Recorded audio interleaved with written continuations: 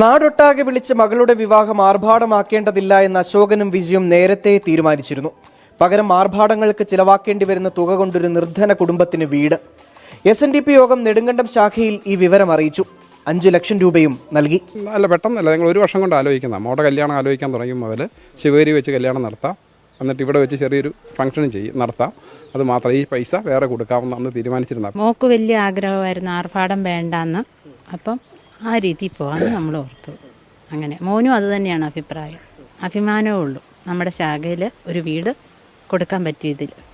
61 ദിവസം കൊണ്ട് വീടിന്റെ നിർമ്മാണം പൂർത്തിയാക്കി.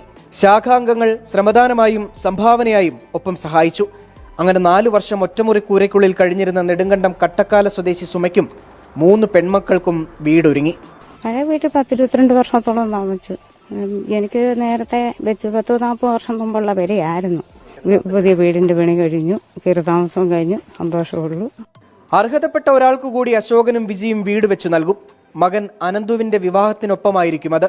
ഈ മാതൃക പിന്തുടർന്ന് മറ്റു 3 പേർ കൂടി SNDP ശാഖയെ സമീപിച്ചിട്ടുണ്ട്.